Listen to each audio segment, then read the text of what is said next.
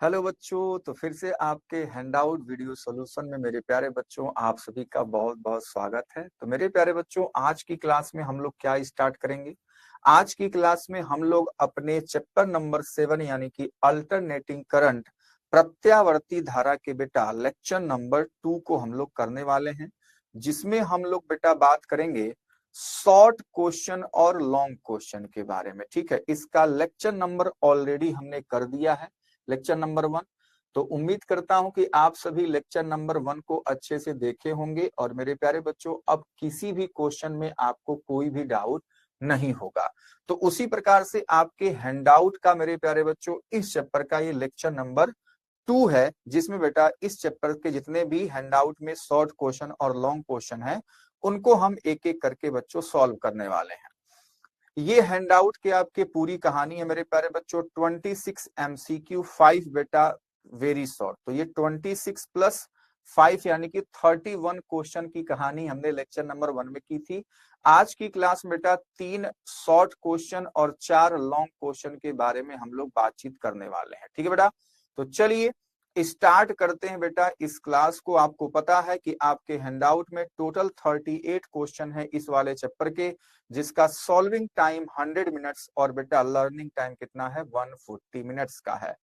तो बेटा सबसे पहला क्वेश्चन आज की क्लास का और आपके हैंडआउट का क्वेश्चन नंबर 32 क्या कहता है बेटा, the equation of an alternating current is I is equals to 20 sin 200 pi t, calculate frequency peak value and RMS value of current.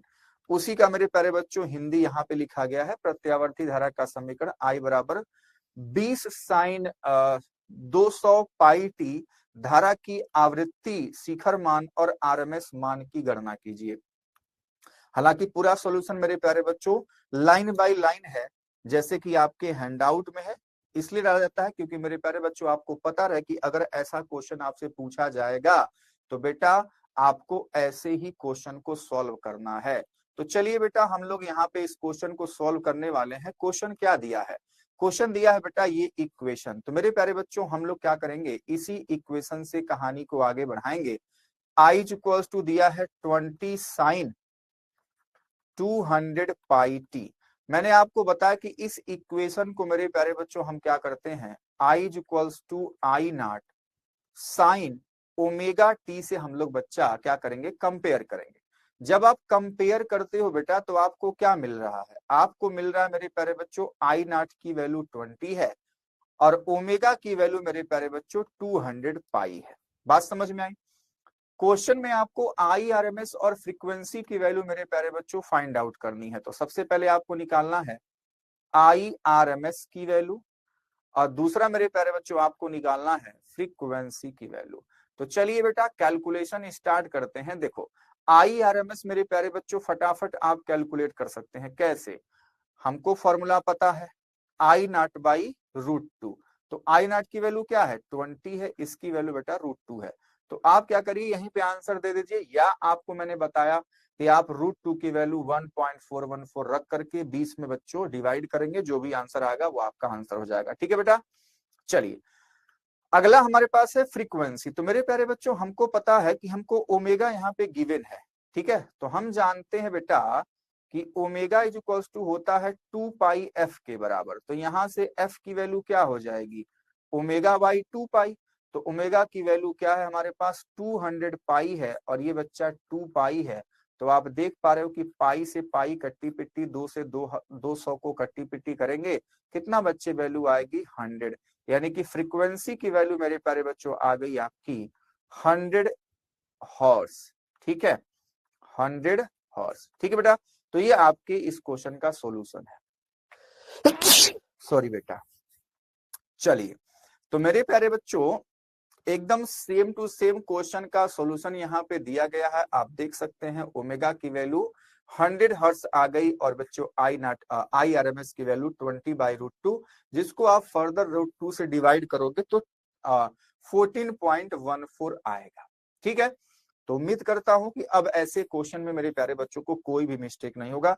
ऐसे क्वेश्चन आपसे बनने चाहिए क्योंकि एक क्वेश्चन पूछा ही पूछा जा रहा है। ठीक है बेटा, अगला क्वेश्चन भी इसी टाइप का है जो कि 2023 में पूछ लिया गया आपसे। क्वेश्चन कहा the equation of an alternating current is I is equals to 3√2 sin 100 pi t plus pi by 4 a मतलब ampere. Find the root mean square value and frequency of the current. ठीक है, उसी का हिंदी मेरे प्यारे बच्चों question है। चलिए, इस क्वेश्चन का भी सॉल्यूशन है, लेकिन मेरे प्यारे बच्चों के साथ मैं सॉल्व करूंगा। ठीक है, चलिए, और जब हम लोग सॉल्व कर रहे हैं, जब भी आप इस वीडियो को देख रहे हैं, तो मैं चाहूंगा कि जो क्वेश्चन सामने दिख रहा है मेरे साथ साथ आप लोग भी बच्चे पेपर पेन लेकर के उस चीज को सॉल्व करें और देखें क्या आपका सही आंसर आ रहा है, वीडियो को पॉज करके। बात समझ में आ रही है? चलिए, तो मेरे प्यारे बच्चों स्टार्ट करते हैं इस क्वेश्चन को। इक्वेशन हमारे पास क्या है? I is equals to 3√2 sine 100 pi plus pi by 4। ठीक है बेटा, ये हमारे पास इक्वेशन है। फिर से हम लोग क्या करते हैं जी, हम लोग करते हैं सर इक्वेशन को I is equals to I not sine omega t plus phi से हम लोग क्या करेंगे बेटा, इसको रिलेट करेंगे। अच्छा, यहाँ पे कहीं पे तो टी है, हाँ टी मैं भूल चुका हूं, तो यहाँ पे टी होना चाहिए, यहाँ भी टी तो यहाँ पे है। ठीक है बेटा, चलिए ये टी है। आ जाइए, तो इसको बच्चे रिलेट करिए, जल्दी से कंपेयर कर लो, तुलना कर लो बेटा। क्या मिल रहा है हमको? तुलना करने पे मेरे प्यारे बच्चों हमको मिला आई नॉट की वैल्यू बेटा 3√2 के बराबर। ठीक है बच्चे। अच्छा, ओमेगा की वैल्यू मेरे प्यारे बच्चों मिल गया 100 पाई के बराबर, और फाई यानी कि बच्चा जिसको हम फेज डिफरेंस यानी कि कलांतर कहते हैं, वो आ गया पाई बाई 4 के बराबर। तो ये वैल्यू हमको मिल चुकी है। हमको कैलकुलेट क्या करना है? फिर से पहली बात, हमको कैलकुलेट करना भैया RMS, IRMS की वैल्यू हमको चाहिए। दूसरा, हमको कैलकुलेट करना बेटा frequency. Same to same question है, बस इक्वेशन बदल गया, आप देख पा रहे हैं। ठीक है बेटा, तो IRMS निकालना बहुत आसान है, आपको पता है क्या होता है, I not by √2। I not की वैल्यू कितनी बेटा? 3√2 के बराबर, और ये √2 है, तो आपको दिख गया कि √2 से √2 कट्टी पिट्टी हो गया, यानी कि आंसर आएगा 3 एम्पियर। ठीक है बेटा। फ्रीक्वेंसी के लिए हम जब कैलकुलेशन करने जाएंगे तो मेरे प्यारे बच्चों फिर से वही हमारे पास होगा। चलो नीचे लिख लेता हूं कि ओमेगा इज इक्वल्स टू होता है 2 पाई एफ। तो यहां से एफ की वैल्यू जो आनी है वो क्या आनी है बेटा? Omega by 2 pi. ओमेगा की वैल्यू कितनी है? 100 पाई के बराबर, और ये 2 पाई है, आपको दिख रहा है ये बच्चों, पाई से पाई 2 से 100 को काटोगे तो 50 हर्ट्ज हमारे पास आंसर आ जाएगा। ठीक है बेटा, तो इसका आंसर मेरे प्यारे बच्चों 3 एम्पियर एंड 50 हर्ट्ज है। बात समझ में आ रही है? तो आप इसको देख सकते हैं, हमने कंपेयर कर लिया इस इक्वेशन से। मेरे प्यारे बच्चों, आपने कंपेयर किया तो हमारे पास ये वैल्यू आ गई 50 हर्ट्ज एंड 3 एम्पियर। ठीक है बेटा, कर लोगे ऐसे सॉल्व एकदम आराम से, बहुत आसान क्वेश्चन है। चलिए, अब बच्चे बड़े क्वेश्चन की तरफ बढ़ रहे हैं मेरे प्यारे बच्चों, यानी कि डेरिवेशन की तरफ। Question number 34, using phasor diagram derive the expression for impedance of an AC circuit containing LCR series. ठीक है बेटा, तो आपको LCR सीरीज सर्किट का मेरे प्यारे बच्चों इंपीडेंस तक का डेरिवेशन करना है। ठीक है बेटा, बात समझ में आ रही है? तो ये सारी कहानी लिखी गई है, लेकिन मेरे प्यारे बच्चों को मैं आपको एकदम आराम आराम से इसका कर देता हूं। तो देखो, सबसे पहले आप क्या करोगे, जो आपको करना है वो मैं बता रहा हूं। आपको करना मेरे प्यारे बच्चों, सबसे पहले LCR सर्किट बना लोगे। ठीक है, देखो मैंने हमेशा कहा कि क्वेश्चन को मेरे प्यारे बच्चों ऐसे करो कि जो एग्जामिनर हो उसको लगे कि हाँ बेटे को अच्छे से आता है। ठीक है, तो ये L बना दिया, ये बेटा C बना दिया, ये मेरे प्यारे बच्चों R बना दिया। ये L है, ये C है, ये R है, और मेरे प्यारे बच्चों यहाँ पे एक बैटरा बना दिया जो कि कैसा होगा? AC सर्किट का होगा, यानी कि AC। ठीक है, तो इसका वोल्टेज क्या देते हैं? V equals to V naught sine omega t. बात समझ में आ रही है? ठीक है बेटा, इतनी कहानी आप कर लोगे। अच्छा, अब मेरे प्यारे बच्चों आपको याद करना है, आपको याद करना है कि हमने 3 इक्वेशन से आपको इस बात को बताया था। तो या तो आपको सीधा सीधा इसका फेजर डायग्राम पता हो, ठीक है, क्योंकि ये वाला जो हमारे पास क्वेश्चन है सीधा सीधा फेजर डायग्राम से ही सॉल्व हो जाता है। बात समझ में आ रही है? तो देखो, अगर केवल आर वाले सर्किट के लिए हम बात करें, जो हमने इक्वेशन मैंने कह रहा हूं आपको याद करने के लिए, तो आर के लिए V equals to V naught sine omega t. I is equals to I not sine omega T होता है। ठीक है बेटा, जब हम एल के लिए बात करते हैं तो मेरे प्यारे बच्चों V is equals to V naught sine omega T होता है। आई इज इक्वल्स टू होता है बेटा आई नॉट, ये करंट लैग होती है पाई बाई 2 से, तो sine omega T minus pi by 2 यहाँ पे होता था। और जब सी की बात करें तो we is equals to V naught sine omega T, और ये बच्चों सॉरी, जब हम सी की बात करें तो we is equals to this है, और आई इज इक्वल्स टू कितना है बेटा आई not sine omega t plus pi by 2, यानी कि ये लीड करता है करंट। ठीक है बेटा, तो ये मेरे प्यारे बच्चों हमने आपको बताया था तीनों का अलग अलग। ठीक है, एल के साथ क्या है, सी के साथ क्या है, और एल के साथ क्या है। ठीक है, एलसीआर तीनों सीरीज में जुड़ा हुआ है। तो आपको पता है कि करंट तो बेटा क्या है, फिक्स है। करंट क्या है बेटा, फिक्स है। इन्हीं तीनों इक्वेशन की सहायता से मेरे प्यारे बच्चों मैंने इस क्वेश्चन को आपको अच्छे समझाया था। यहाँ आर है, यहाँ एल है, मान लो यहाँ सी है। तो बेटा एल के लिए हम आर के लिए हम फेजर डायग्राम बनाते हैं, फिर एल के लिए हम फेजर डायग्राम बनाते हैं, उसके बाद मेरे प्यारे बच्चों हम सी के लिए बनाते हैं। बात समझ में आई? तो हम लोग कैसे बनाते, देखो हम लोग के क्या करना है बेटा, करंट को बच्चे सबको एक्स एक्सिस पे रख देना है। हमने आपको ऐसे ही बताया थ्योरी में। ठीक है, तो ऐसे ही मेरे प्यारे बच्चों आप याद रखेंगे इस वाले डेरिवेशन को। फिर से मैं अच्छे से बता देता हूं, क्योंकि सभी लोग सीरीज में है तो मेरे प्यारे बच्चों करंट सम में वही रहेगी, तो इसलिए हमारे पास करंट मेरे प्यारे बच्चों आई आई आई हो गई। चूंकि मेरे प्यारे बच्चों जो हमारे पास वोल्टेज होता है रेजिस्टिव सर्किट में बच्चे करंट के साथ ही होता है, मतलब फेज में होता है। ठीक है, तो इसलिए बच्चों करंट और वोल्टेज मेरे प्यारे बच्चों सेम हो गए, मतलब एक ही डायरेक्शन में। लेकिन मेरे प्यारे बच्चों जब एल की बात करेंगे तो करंट इसमें बेटा क्या करती है, लैग करती है, इसलिए इसका जो वोल्टेज है बेटा वो ऊपर जाता है। ठीक है बेटा, ये इसका वीएल हो जाता है। जब बच्चे हम इसकी बात करते हैं तो मेरे प्यारे बच्चों यहाँ पे वीसी कहाँ आता है, नीचे आता है, अगर आपको पूरा याद हो अकेले अकेले का तो। ठीक है, इसलिए पूरा डिटेल बता देता हूँ। जब हम एलसीआर सर्किट की बात करते हैं तो तीनों को मेरे प्यारे बच्चों हम ऐड कर देंगे। तो जब तीनों को आप ऐड करोगे, इन तीनों हमारे पास जो फेजर डायग्राम है मेरे प्यारे बच्चों, जब इनको आप ऐड करते हो तो मैं यहाँ बनाता हूं इनका इक्विवेलेंट क्या बनेगा। तो करंट मेरे प्यारे बच्चों क्या होगी, एक्स डायरेक्शन में ऐसे हो जाएगी करंट हमारे पास, मान लो इसको रेड मैंने कर दिया, ये करंट है। आपको दिख रहा है मेरे प्यारे बच्चों कि वी आर इधर होगा। ठीक है, तीनों को हम जोड़ रहे हैं। मेरे प्यारे बच्चों वीएल ऊपर है, ठीक है, और मेरे प्यारे बच्चों वीसी कहाँ है बच्चा, नीचे है। तो इन तीनों को हम जब जोड़ेंगे तो हमारे पास फेजर डायग्राम ऐसा बनेगा। ये ऊपर क्या है बच्चों, वीएल है, ये नीचे क्या है बच्चों, वीसी है, और ये बेटा क्या है हमारे पास, वीआर है। ठीक है, हमको पता है कि भैया हम एज अ वेक्टर इनको लेके यहाँ पे चलते हैं। ठीक है, तो मेरे प्यारे बच्चों हम क्या करते हैं कि पहले तो हम वीएल और वीसी का काम तमाम करते हैं। तो उसमें हम क्या करते हैं, मान लिया हमारे पास वीएल वीसी से ज्यादा है, तो मेरे प्यारे बच्चों हम लोग एक फेजर डायग्राम और बनाते हैं यहाँ पे, याद होगा आपको। ठीक है, और यही हमारे पास फाइनल फेजर डायग्राम होता है मेरे प्यारे बच्चों, अगर आपको याद हो तो। ठीक है बेटा, तो ये हमारे पास आई बन जाता है, और इधर वाला जो हमारे पास बनेगा ये होगा वीएल और वीसी का मेरे प्यारे बच्चों रिजल्टेंट। तो इसको हम लोग लिखते हैं VL minus VC, VL minus VC. अब बेटा हमारे पास क्या है, इधर क्या है बेटा, इधर हमारे पास है वीआर है। तो जो वीआर है और वीएल माइनस वीसी मेरे प्यारे बच्चों, फिर से हम लोग इनका रिजल्टेंट निकालेंगे। तो उनका रिजल्टेंट मेरे प्यारे बच्चों ऐसे बीच से जाएगा। बात समझ में आ रही बेटा? इतनी बातें आपको समझ में आ रही है कि नहीं आ रही है? आ रही है बेटा, कोई दिक्कत परेशानी तो नहीं है बेटा? आप कहेंगे नहीं सर।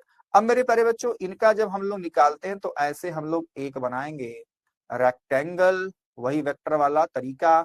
इसको मेरे प्यारे बच्चों मैं क्या करूंगा, डॉट डॉट कर देता हूं।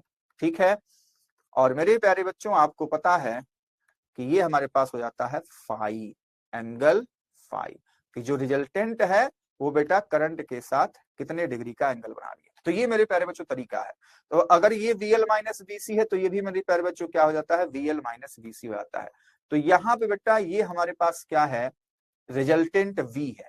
तो इसी वाले फेजर डायग्राम से कहानी स्टार्ट होती है। ठीक है, तो हम लोग लिखेंगे क्या, V square is equals to क्या हो जाएगा, VL माइनस VC का होल स्क्वायर, और प्लस बेटा हो जाता है VR का स्क्वायर। क्या इतनी बातें हमारे प्यारे बच्चों को समझ में आई कि नहीं आई?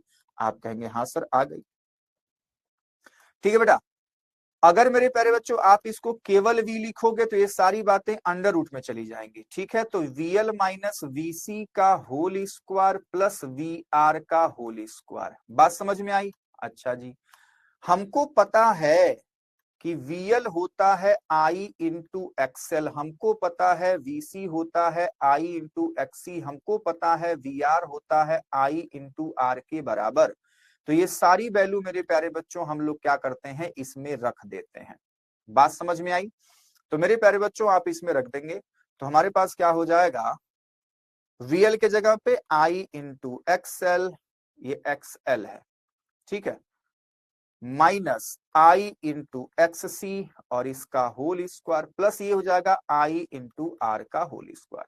आपको दिख रहा है मेरे प्यारे बच्चों कि देखो यहां भी आई है, यहां भी आई, तो इसको मैं बाहर निकाल लेता हूं, आई स्क्वायर, ये हो जाएगा एक्सएल माइनस एक्सी और इसका भी आई स्क्वायर आर स्क्वायर। आपको दिख रहा कि आई स्क्वायर बच्चों कॉमन है, ठीक है बेटा। तो मैं अगली लाइन ऐसे लिख सकता हूं, v equals to I square और बड़े ब्रैकेट में एक्सएल माइनस एक्ससी का होल स्क्वायर प्लस आर का होल स्क्वायर। कितनी बात समझ में आई? अब इस आई को बेटा हम बाहर निकाल सकते हैं, एक एक स्टेप में बता देता हूं क्योंकि ये इंपॉर्टेंट डेरिवेशन है, ठीक है बेटा। प्लस का आर स्क्वायर, मेरे प्यारे बच्चों अब हम क्या करेंगे, इस आई को इसके नीचे लेके आते हैं। तो मेरे प्यारे बच्चों ये होता है v by i is equals to under root XL minus XC का whole square plus R square. मेरे प्यारे बच्चों ये जो v बाई आई है यही तो हमारे पास ओम्स लॉ में रेजिस्टेंस होता है, लेकिन यहाँ पे तो केवल रेजिस्टेंस नहीं है, यहाँ पे L भी है, C भी है, R भी है। तो इसको मेरे प्यारे बच्चों हम लोग बोलते हैं क्या, इम्पीडेंस, जिसको मेरे प्यारे बच्चों हम लोग कैपिटल जेड से रिप्रेजेंट करते हैं इसको, ठीक है। और ये हो जाएगा under root XL minus XC का whole square plus R square. तो यहां तक का काम मेरे प्यारे बच्चों आपको करना है, कर ले जाओगे, यहीं तक करना है। अब आपकी मन है कि एक्सएल को आप ओमेगा एल लिख लो, एक्सी को 1 बाई ओमेगा सी लिख लो, वो आपकी कहानी, लेकिन यहां तक की बातें मेरे प्यारे बच्चों आपको करनी होती हैं। चलो मैं आपको दिखा दूं। तो ये बेटा आप फेजर डायग्राम बनाते हो, यहीं से सारी कहानी स्टार्ट कर देते हो। देख लो आप, वही इक्वेशन हमने स्टार्ट कर दिया, वीआर को आई आर, वीएल को आई एक्सएल और वीसी को आई इंटू एक्सी रख देंगे, हमारे पास ये हो जाएगा। फिर मेरे प्यारे बच्चों हम इसको ऐसे लिख सकते हैं, यही हमारे पास जेड है, ठीक है। और वही मैंने कहा कि आप एक्सएल को ओमेगा एल और एक्सी को 1 बाई ओमेगा सी लिखिए ना लिखिए वो आपकी इच्छा है, ठीक है। तो यहां तक काम आपको करना होगा, बात समझ में आई?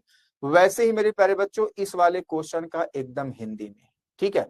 तो सारा कैलकुलेशन सेम ही है, चाहे वो हिंदी हो चाहे वो बेटा क्या हो, इंग्लिश हो, कोई दिक्कत वाली बातचीत नहीं होनी चाहिए। नेक्स्ट क्वेश्चन मेरे प्यारे बच्चों हमारे पास है क्वेश्चन नंबर 35। वो क्या है बेटा, हमारे पास एवरेज और आरएमएस वैल्यू का कैलकुलेशन, ठीक है। तो यहां भी बेटा थोड़ा सा मैथ आपको आना चाहिए, चीजें बहुत ही इंपॉर्टेंट है, बात समझ में आई? देखो तो ए बी हम करते हैं बेटा, ए हमारे पास क्या है, एवरेज या मीन वैल्यू, और दूसरा बच्चों क्या है, आरएमएस वैल्यू। तो मेरे प्यारे बच्चों स्टार्ट करते हैं हम लोग एवरेज वैल्यू। सबसे पहले आप एवरेज वैल्यू को समझा दोगे, ठीक है बेटा। उसके बाद मेरे प्यारे बच्चों कैलकुलेशन यहां से स्टार्ट होता है। तो ये जो फॉर्मूला लिखा है ना बेटा, ये बहुत ही इंपॉर्टेंट है कि जैसे मान लो हमको पता है मेरे प्यारे बच्चों की आई की वैल्यू होती है आई नॉट साइन ओमेगा टी। अब इसी करंट का हमको आई एवरेज निकालना है, ठीक है बेटा। तो हम लोग क्या करते हैं, आई एवरेज निकालने के लिए ऐसे करते हैं, I D T divide by integration D T, लेकिन कहां से कहां तक। तो मेरे पास जो आई एवरेज निकाला जाता है वो मेरे प्यारे बच्चों हाफ साइकिल के लिए निकाला जाता है, क्योंकि फुल साइकिल के लिए मेरे प्यारे बच्चों जो आई एवरेज होगा वो 0 हो जाएगा, क्योंकि जितना वैल्यू ऊपर होती है उतनी वैल्यू नीचे होती है। बात समझ में आ रही है? ये बेटा आई एवरेज है, तो ये समझना सबसे पहले जरूरी है आपको। उसके बाद तो फटाफट आप यही आई की जगह पे आई की वैल्यू निकाल डाल दोगे। उसके बाद कैलकुलेशन है यानी कि इंटीग्रेशन। बात समझ में? वो उसके कैलकुलेशन की बात हम लोग अभी कर लेंगे। जब बच्चा हम आई आर एम एस निकालते हैं ना, तो मैंने आपको इसको भी समझाया था कि यहाँ पे s का मतलब होता है बच्चे स्क्वायर करो, ठीक है। m का होता है बच्चे मीन निकालो, मीन या एवरेज सेम है। और r का मतलब होता है बच्चे रूट। तो यहाँ पे बच्चों क्या होता है, यहां से चलते हैं उल्टा, मतलब s मतलब स्क्वायर पहले करेंगे, उसके बाद मीन निकालेंगे, उसके बाद रूट करेंगे। कैसे, चलो आ जाओ समझा दूं। पहले ये बातें समझना जरूरी है, ठीक है, उसके बाद कैलकुलेशन है, मैं आपको दिखाते चला जाता हूं। चलिए आइए, तो हमारे पास करंट की वैल्यू क्या है भैया, हमारे पास करंट का इक्वेशन यही तो है, sine I is equals to I not sine omega T. तो पहला कहता है बच्चों स्क्वायर करो, तो इसका पहले स्क्वायर कर दो, तो ये हो जाएगा आई नॉट का स्क्वायर, ये हो जाएगा साइन स्क्वायर ओमेगा टी। समझ में आ गई बात।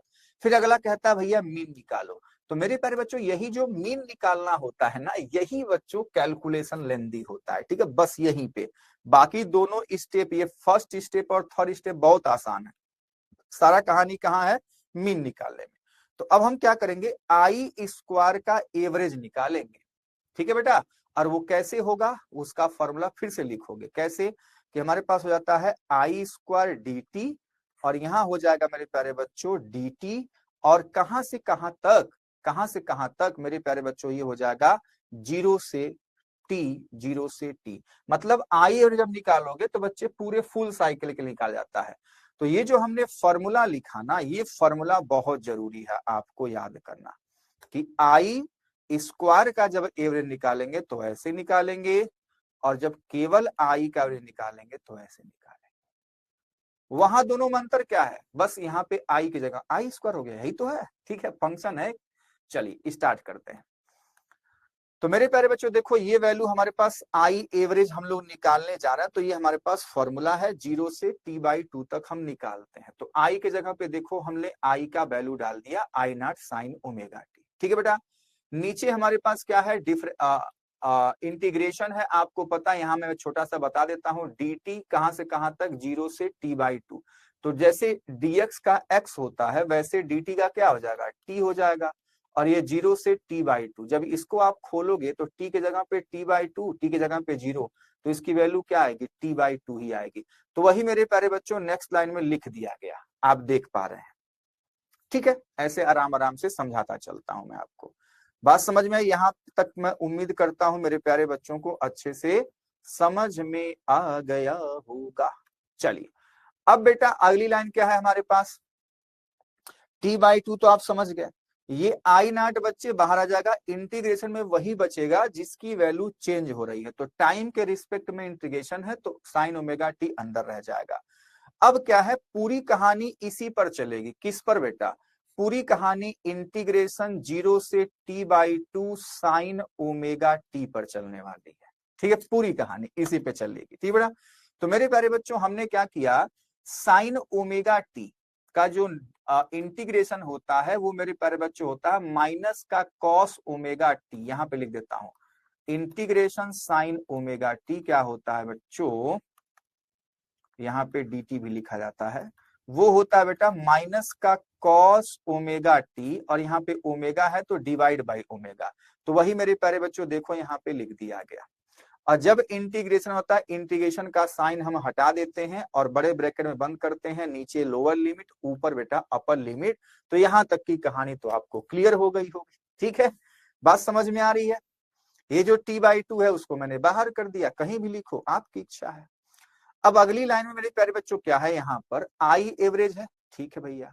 अब ये कैसे हो गया, तो देख मेरे प्यारे बच्चों, ये दो कूद के ऊपर जाएगा तो two I naught by T हो जाएगा, और इस ओमेगा को मैंने बाहर निकाल लिया क्योंकि इससे कोई मतलब वैसे है ही नहीं, ठीक है बेटा।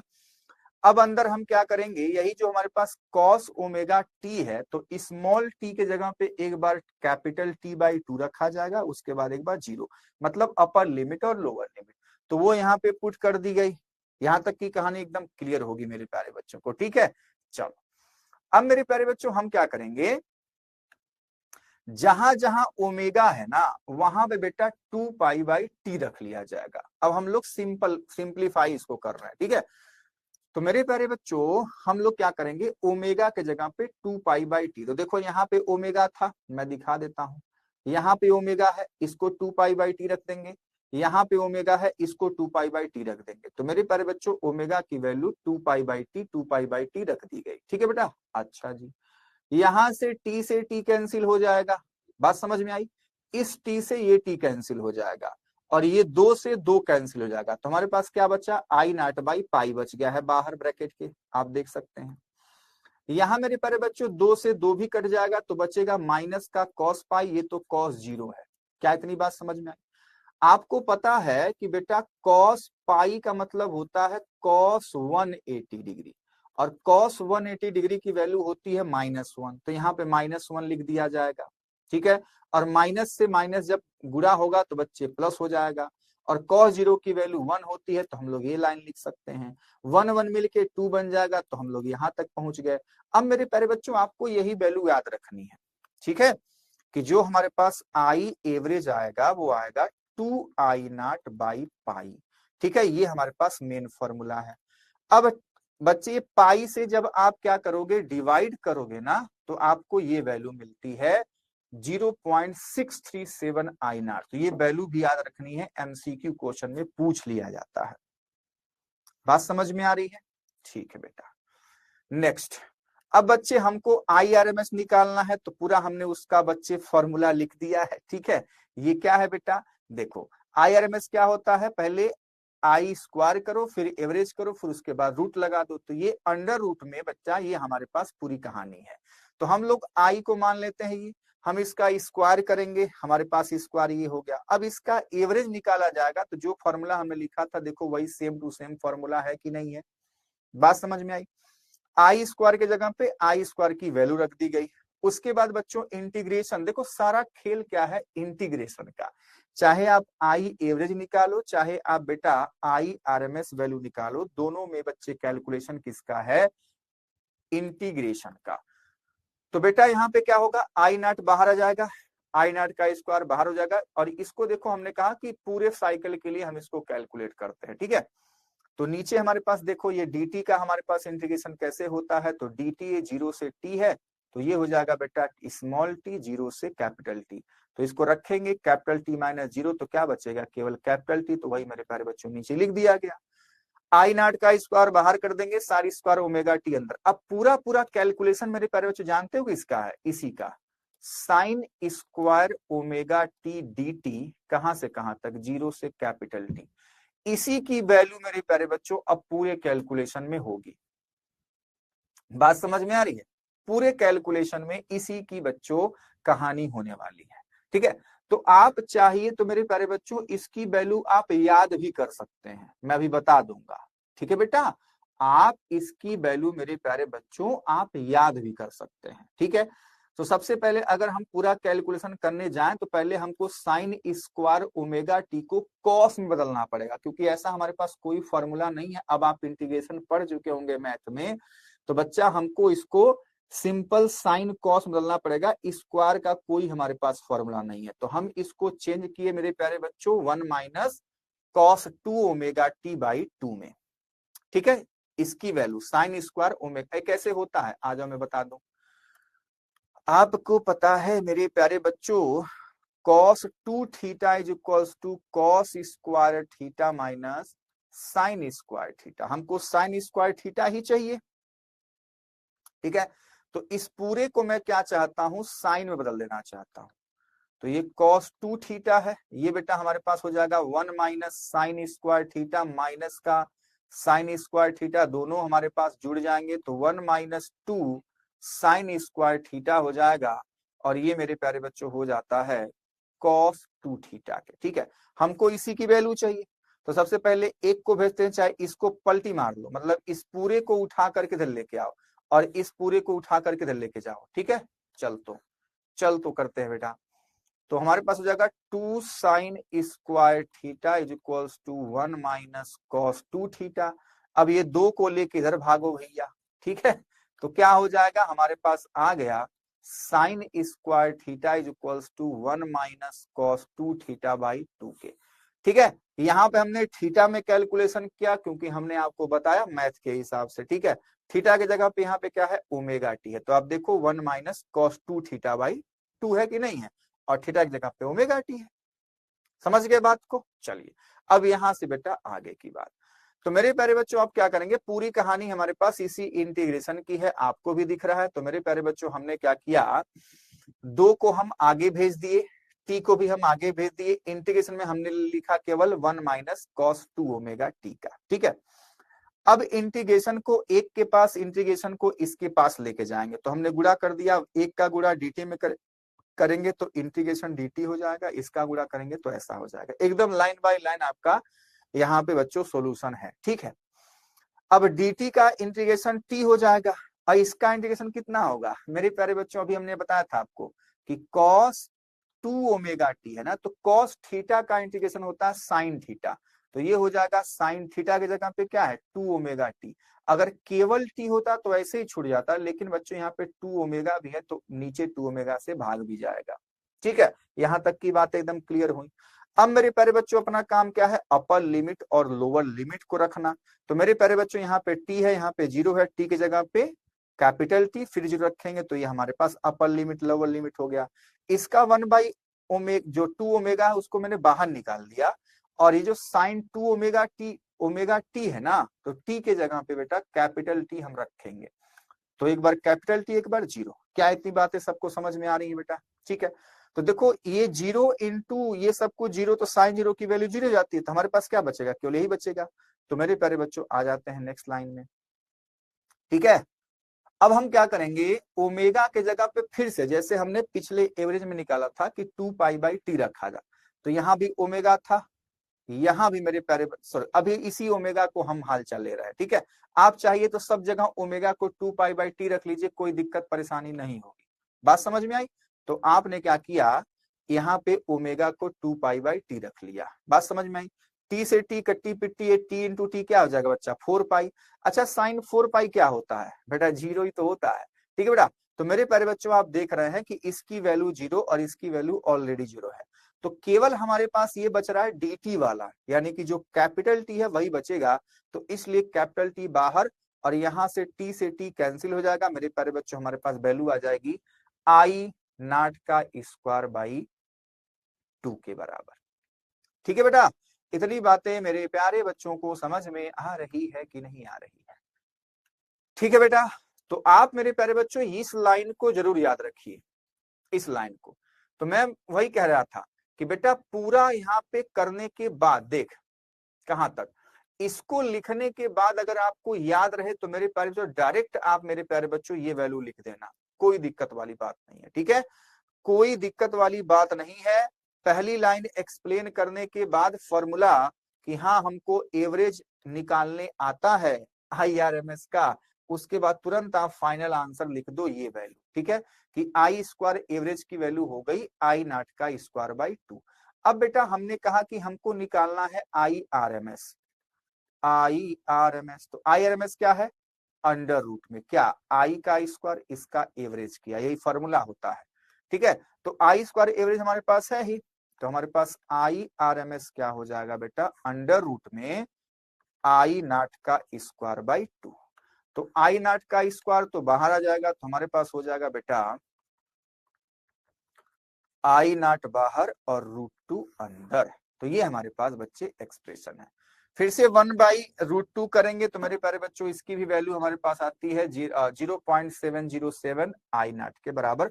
तो ये वैल्यू भी थोड़ा याद रखिएगा, ठीक है। तो ये थोड़ा सा लेंदी कैलकुलेशन है, लेकिन मैंने आपको जुगाड़ बता दिया कि कैसे आप इंटीग्रेशन से बच सकते हैं, ठीक है बेटा। चलिए पूरे के पूरे मार्क्स मिलेंगे, कोई दिक्कत वाली बातचीत नहीं होगी। अगला क्वेश्चन मेरे प्यारे बच्चों, अगला नहीं वही है, हिंदी में है, ठीक है।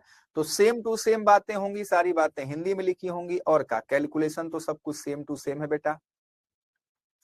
बात समझ में आ गई मेरे प्यारे बच्चों को? ठीक है। तो ये यहां तक पहुंचे, आई स्क्वायर एवरेज निकाल लिए, हमारे पास IRMS आ गया। नेक्स्ट क्वेश्चन मेरे प्यारे बच्चों हमारे पास है, with the help of label diagram describe briefly the underlining principle and working of transformer. तो ट्रांसफार्मर के मेरे प्यारे बच्चों हमको बातें लिखनी होती हैं। हमको पता है कि ये कैसा डिवाइस है जो कि मेरे प्यारे बच्चों वोल्टेज को अप और डाउन करता है। हमको जब चाहिए हाई वोल्टेज तो हम लोग हाई वोल्टेज ले लेंगे, जब हमको चाहिए लो वोल्टेज तो हम लोग लो वोल्टेज ले लेंगे। तो हम लोग सबसे पहले ट्रांसफार्मर के बारे में सारी बातें लिखते हैं। इसका प्रिंसिपल क्या है? म्यूचुअल इंडक्शन का प्रिंसिपल है। तो सारी बातें यहाँ पे लिख दोगे, ठीक है बेटा। उसके बाद मेरे प्यारे बच्चों हम लोग उसके बारे में बात करना है। यहाँ पे प्रिंसिपल पूरा लिखा हुआ है, ठीक है बेटा। म्यूचुअल इंडक्शन पे ये काम करता है, इसमें 2 कॉइल होती है, प्राइमरी और सेकेंडरी। ये सारी बातें आप लिख देंगे, ठीक है बेटा। अब आते हैं कंस्ट्रक्शन के बारे में। तो मेरे प्यारे बच्चों कंस्ट्रक्शन में हम क्या जानते हैं कि 2 हमारे पास प्राइमरी और सेकेंडरी बाइंडिंग होती है, ठीक है बेटा। तो मेरे प्यारे बच्चों जब 2 कॉइल होगी तभी तो हमारे पास म्यूचुअल इंडक्शन होता है, ठीक है बेटा। तो इसमें मेरे प्यारे बच्चों क्या होता है? लैमिनेटेड कोर होती है और 2 हमारे पास प्राइमरी और सेकेंडरी बाइंडिंग होती है, ठीक है बेटा।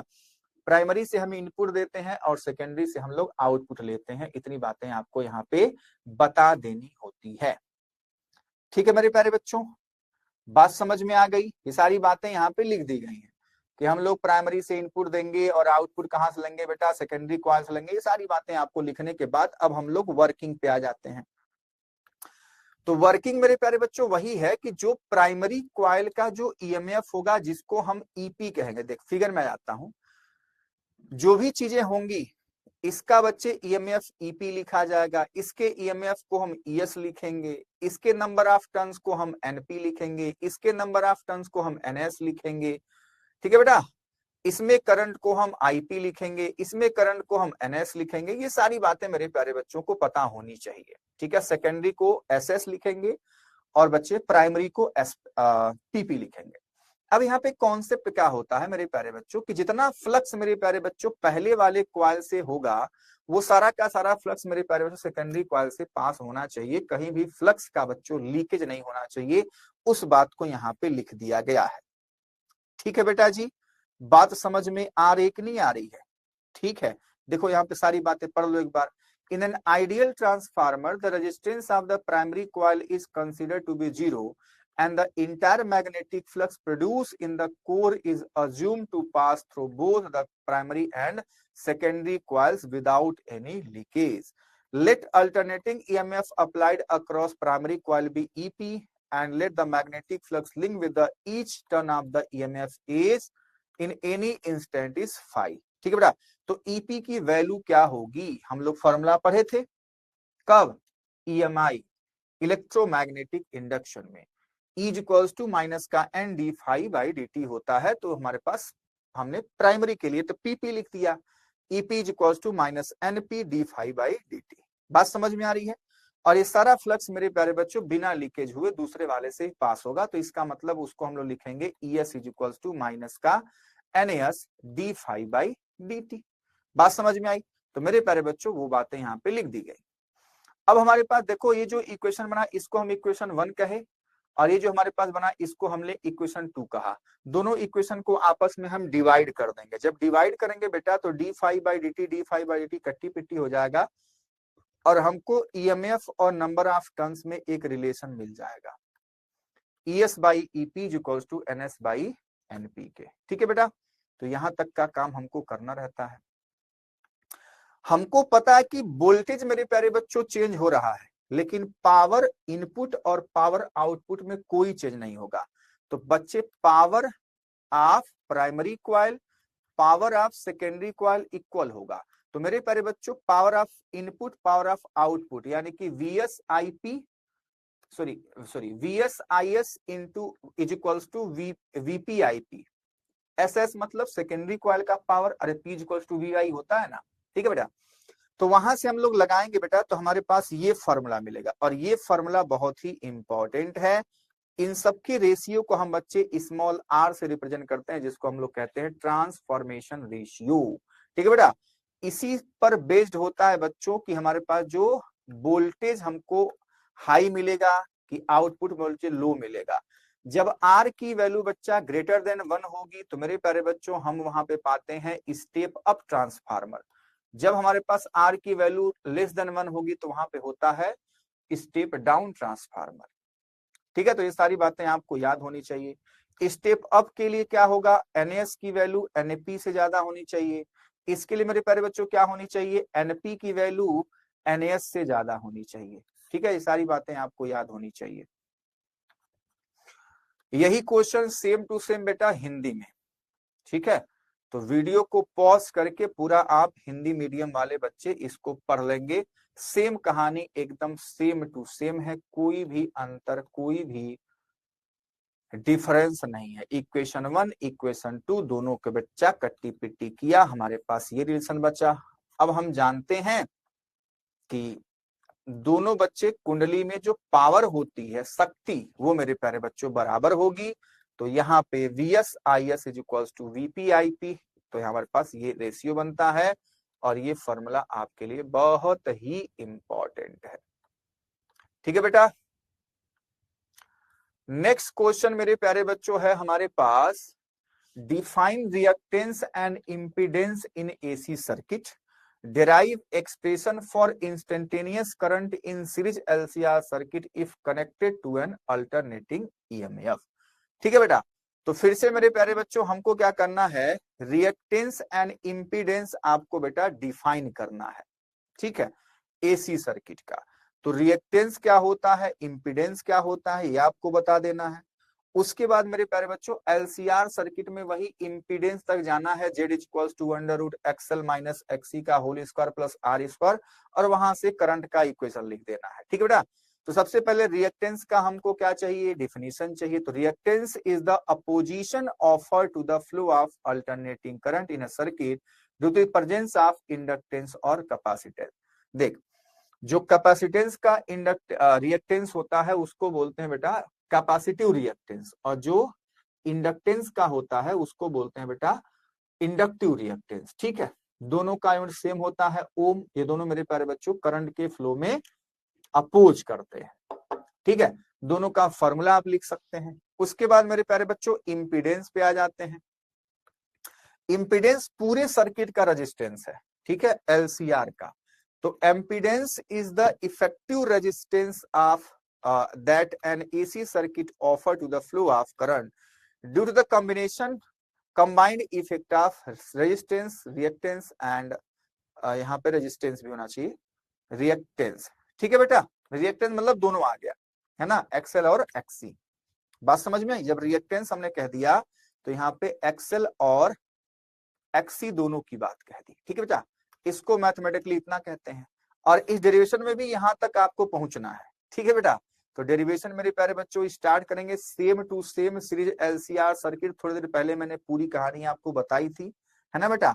ये क्वेश्चन इस तरीके से पूछा गया है, इसलिए मेरे प्यारे बच्चों मैंने आपको रख दिया है। बात समझ में आई? इस क्वेश्चन को 2014, 2016, 2019 में इस तरीके से पूछा गया है, इसलिए मेरे प्यारे बच्चों हमने आपके लिए रख दिया, ये आपको ये ना लगे कि ये क्वेश्चन नहीं पूछा गया है, ठीक है बेटा। तो इस क्वेश्चन को ऐसे ही पूछ लिया जाएगा। तो सेम टू सेम कॉन्सेप्ट है, हम लोग जेड तक पहुंचते हैं बेटा, एकदम कोई भी अंतर डिफरेंस नहीं है, बार बार कैलकुलेशन करने का कोई मतलब नहीं, यहां तक हम लोग पहुंच चुके हैं। ऐसे तो किया था थोड़ी देर पहले, ठीक है बेटा। अब मेरे प्यारे बच्चों इसी में करंट की वैल्यू लिख देनी होती है, तो मेरे प्यारे बच्चों ये सेम हमारे पास है, ठीक है। हम लोग फाई की वैल्यू निकाल लेते हैं, और मेरे प्यारे बच्चों हम लोग यहां से करंट की वैल्यू ऐसे लिख सकते हैं, ठीक है बेटा, कि हमारे पास आई क्या हो जाएगा, V0/Z के बराबर, ठीक है बेटा। और Z हमारे पास क्या है, √R² ω/L - 1/ωc का होल स्क्वायर। चाहे आप XC XL लिख लो, जैसे मन करे वैसे लिख लो, कोई दिक्कत वाली बातचीत नहीं है, ठीक है बेटा। तो यहाँ पे क्या है, बस एक स्टेप बच गया है, ठीक है, एक स्टेप बढ़ गया, सॉरी, कि यहाँ के बाद मेरे प्यारे बच्चों देखो यहाँ पे दो सेम पेज हो गए हैं, तो उससे परेशान मत होइएगा, एक को मैं कट्टी पिट्टी कर देता हूँ, ठीक है बेटा। चलिए, तो ये मेरे प्यारे बच्चों हमारे पास क्या है, tan phi की वैल्यू अगर हम निकालना चाहें तो ऐसे निकाल सकते हैं। उसके बाद आपको क्या करना है, सीधा सीधा करंट की वैल्यू लिख देनी होती है कि I0 = V0/Z, Z एग्जाम पे Z की वैल्यू डाल दो, ठीक है। तो यहां तक आपको इसमें काम करना है। सेम टू सेम क्वेश्चन बेटा हमारे पास हिंदी में, वीडियो को पॉज करके मेरे प्यारे बच्चों आप देखते चले जाएंगे, देखते चले जाएंगे, देखते चले जाएंगे, ठीक है।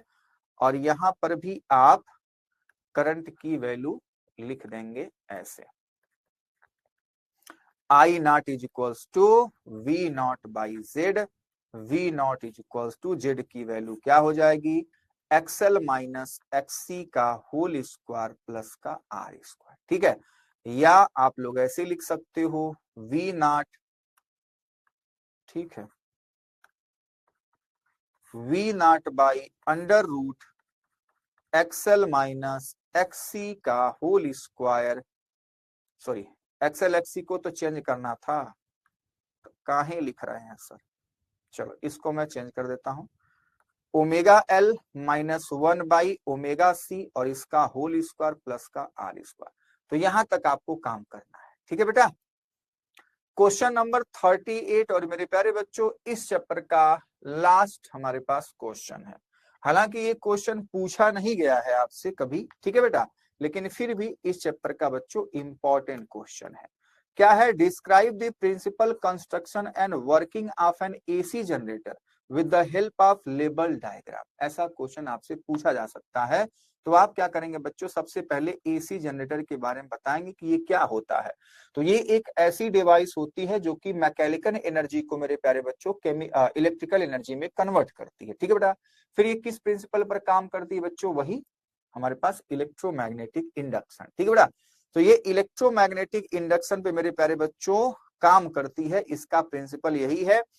और इसके प्रिंसिपल को मेरे प्यारे बच्चों यहां तक पूरा समझा दिया गया। When a coil made of insulated copper wire is placed in a uniform magnetic field and rotated rapidly, the magnetic flux linked with the coil changed continuously. As a result, an induced EMF and current are generated in the coil. The mechanical work done in rotating the coil is thus converted into electrical energy, which is obtained in the form of current in the coil. ये सारी बातें आपके लिए लिख दी है। ठीक है, तो ऐसे आंसर दे दो। उसके बाद मेरे प्यारे बच्चों इसका फिगर बनाओगे सीधा सीधा एनसीईआरटी वाला ही। ठीक है, तो इसमें बेटा क्या होता है, दो हमारे पास मैग्नेट होता है, इसमें क्वाइल मेरे प्यारे बच्चों लगी होती है, और इसी मैग्नेटिक फील्ड में इस क्वाइल को रोटेट किया जाएगा। जब रोटेट करोगे तो बच्चे लगातार क्वाइल से लिंक्ड फ्लक्स जो हमारे पास होगा चेंज होगा। जब फ्लक्स चेंज होगा तो वहां पे इंड्यूस्ड ईएमएफ और इंड्यूस्ड करंट की कहानी सामने आती है। ठीक है बेटा, तो आप लोग कंस्ट्रक्शन में सारी बातें लिखने बनाने के बाद ये सारी बातें लिख दोगे कि फील्ड मैग्नेट होता है। ठीक है, उसके बाद ये आर्मेचर होता है मेरे प्यारे बच्चों। ठीक है, यही जो हमारे पास क्वाइल है जिस पर लपेटी होती है उसको आर्मेचर बोलते हैं। फिर हमारे पास स्लिप रिंग्स होती हैं, ये हमारे पास जो है ये इसको बोलते हैं स्लिप रिंग। ये हमारे पास कार्बन ब्रूस होता है। तो इन सब का बच्चों क्या काम है, यहाँ पे आप पढ़ करके इसको याद करके लिख दोगे। ठीक है, कि these are two metallic rings C1 and C2, एक का नाम C1 एक का नाम C2, are each connected to one end of the coil. These rings rotate along with the coil and help in transferring the induced EMF to the external circuit. अब हमारे पास bruises होते हैं, यहाँ पे लिखा गया है carbon brushes. These are carbon blocks that remains stationary and stay in contact with the rotating slip ring. ये बच्चों स्लिप रिंग से कनेक्टेड है सीधा सीधा। They are connected to external circuit through which the induced current is drawn out. इसको मेरे प्यारे बच्चों यहां से हम लोग आउटपुट ले लेते हैं। ठीक है, यहां से आउटपुट मिलता है। अब मेरे प्यारे बच्चों पूरा कहानी क्या है, पूरा कहानी वही जो मैंने आपको बताया कि इस दोनों मैग्नेट्स के बीच में जो मैग्नेटिक फील्ड है उसमें मेरे प्यारे बच्चों इस आर्मेचर को घुमाया जाता है। तो उससे लिंक जो कॉइल है उससे लिंक बच्चों फ्लक्स में चेंज आएगा। जब फ्लक्स में चेंज आएगा तो तुरंत फराडे साहब कूद के आएंगे और बोलेंगे भाई फ्लक्स यहाँ पे चेंज हुआ है। तो इंड्यूस्ड ईएमएफ और इंड्यूस्ड करंट की कहानी यहाँ पे आएगी। ठीक है, तो वही कहानी हमारे पास सामने आती है। When the armature is rotated with the help of external source, the magnetic flux linked with the coil changes continuously. According to Faraday's law of electromagnetic induction, this change in the flux induces an electromotive force in the coil. अब मेरे प्यारे बच्चों उसकी value कैसे होती है, तो उसकी वैल्यू मेरे प्यारे बच्चों ये होती है। और ये वैल्यू कहां से आती है मेरे प्यारे बच्चों, ये वैल्यू आती है, हमने एक डेरिवेशन किया था आपके चैप्टर नंबर बेटा इसी में 6 में, कि कैसे हम लोग सॉरी 7 में, कैसे एसी करंट कैसे बच्चों जनरेट होती है। ठीक है, तो वहीं से हमारे पास ये ईएमएफ आया हुआ था।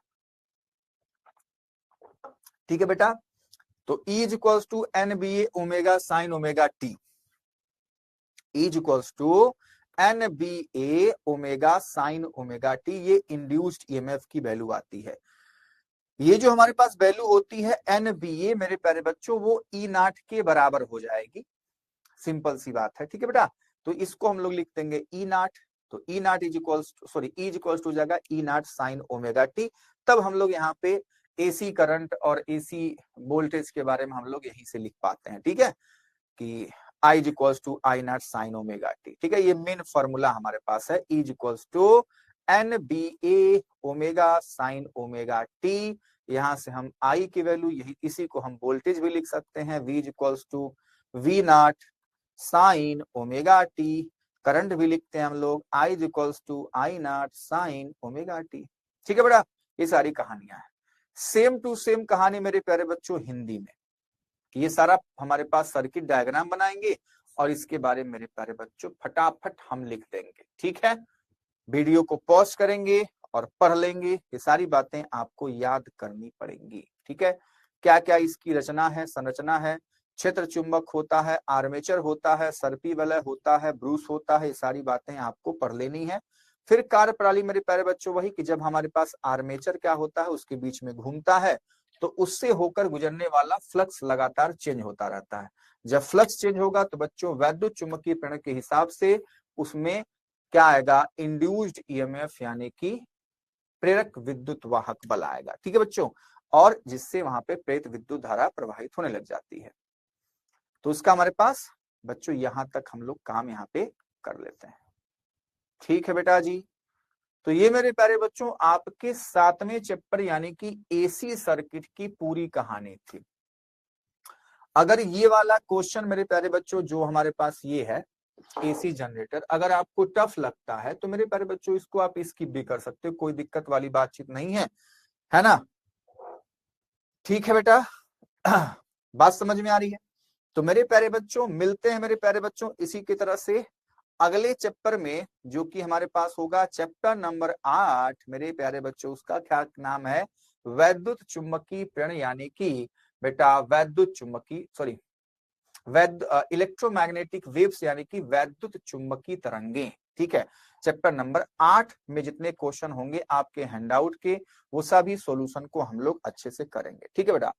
उम्मीद करता हूं आज की क्लास में सभी क्वेश्चन में अब कोई भी डाउट आपको नहीं बचेगा, ठीक है। तो मेरे प्यारे बच्चों हमने हमेशा कहा है कि आपके हैंडआउट में जितने प्रश्न हैं वो आपके बोर्ड एग्जाम के लिए बहुत ही इंपॉर्टेंट है, उनके सॉल्यूशन भी आपके सामने हैं। तो उन्हीं सॉल्यूशन को अच्छे से देखिए, एकदम समझिए और मेरे प्यारे बच्चों खूब ढेर सारा नंबर लाइए अपने एग्जाम में। तो मिलते हैं मेरे प्यारे बच्चों नेक्स्ट लेक्चर में, तब तक के लिए बाय बाय, टेक केयर, मस्त रहिए और स्वस्थ रहिए मेरे प्यारे बच्चों।